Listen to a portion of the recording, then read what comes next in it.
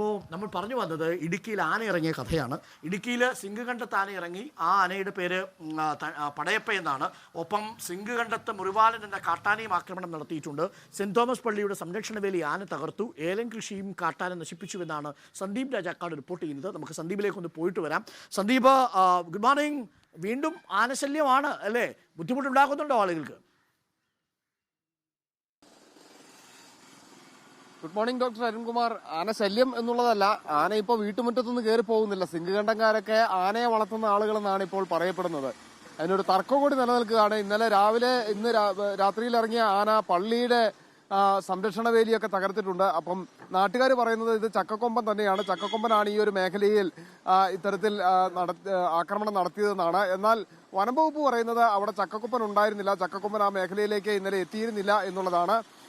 അത്തരത്തിലൊരു സംഭവം അവിടെ നിൽക്കുന്നു. ഒപ്പം തന്നെ പടയപ്പ ദേവികുളത്ത് നിലനിൽക്കുകയാണ്. എന്തായിരുന്നാലും ഈ കാട്ടാന ആക്രമണം തുടർക്കഥയായി തന്നെ നിലനിൽക്കുന്ന ഒരു സാഹചര്യം ഇവിടെയുണ്ട്. പ്രതിരോധ നടപടികൾ അടിയന്തരമായി സ്വീകരിക്കണമെന്ന ആവശ്യങ്ങളൊക്കെ നിലനിൽക്കുന്നു. ഒപ്പം തന്നെ ഈ RRT സംഘം, പടയപ്പയെ നിരീക്ഷിക്കുന്ന RRT സംഘം രാത്രിയും പകലും വ്യത്യാസമില്ലാതെ ഈ ആനയോടൊപ്പം തന്നെ തുടരുന്ന ഒരു സാഹചര്യമാണുള്ളത്. ദേവികുളത്ത് ഇന്നലെ മുതൽ അവരവിടെ ക്യാമ്പ് ചെയ്യുകയാണ്. ഈ പടയപ്പ നീങ്ങുന്നതിനൊപ്പം തന്നെ ഇവരും ഒപ്പം നീങ്ങിക്കൊണ്ടിരിക്കുകയാണ്. എന്തായിരുന്നാലും നാട്ടുകാർക്ക് മാത്രമല്ല RRT സംഘത്തിന്റെയും ഉറക്കം നഷ്ടപ്പെട്ടിരിക്കുന്ന ഒരു സാഹചര്യം ഇപ്പോൾ ചിന്നക്കനാല് ദേവികുളം മേഖലകളിൽ ഉണ്ട് എന്നാണ് നമുക്ക് മനസ്സിലാക്കുന്നത്.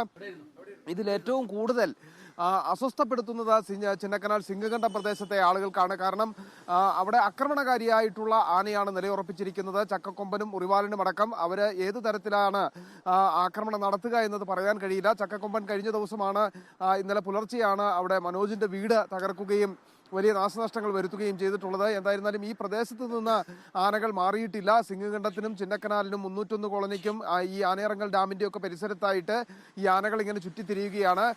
BL ഡാമിലേക്ക് മാറിയാൽ BL ഡാമിൽ നിരവധിയായിട്ടുള്ള ആനക്കൂട്ടങ്ങൾ വിവിധയിടങ്ങളിൽ നിലനിൽക്കുന്നുണ്ട്. അവരെയൊക്കെ തുരത്താൻ വേണ്ടിയിട്ടുള്ള ശ്രമം വനം വകുപ്പ് നടത്തുന്നു എന്നാണ് മനസ്സിലാക്കുന്നത്. പക്ഷേ ചിന്നക്കനാലിൽ ഈ പ്രതിരോധ പ്രവർത്തനങ്ങൾ കാര്യക്ഷമമായി നടക്കുന്നില്ല എന്ന ആരോപണമാണ് ഇന്നലെ പഞ്ചായത്ത് പ്രസിഡന്റ് അടക്കം ഉന്നയിക്കുന്ന ഒരു സാഹചര്യം ഉണ്ടായിരുന്നത്. അതിനായിട്ട് അടിയന്തര ഇടപെടൽ വേണമെന്ന് പറഞ്ഞിട്ടുണ്ട്. എന്തായാലും CCF ഒക്കെ ഇക്കാര്യത്തിൽ വളരെ വേഗത്തിൽ ഒരു ഇടപെടൽ നടത്തുകയും ഇത് പരിഹരിക്കുന്നതിന് വേണ്ടിയിട്ടുള്ള നടപടികളിലേക്ക് നീങ്ങും എന്നാണ് മനസ്സിലാക്കുന്നത്. എന്തായിരുന്നാലും ഈ രണ്ട് കാട്ടാനകൾ, ഒന്ന് ചക്കക്കൊമ്പനും ഒപ്പം തന്നെ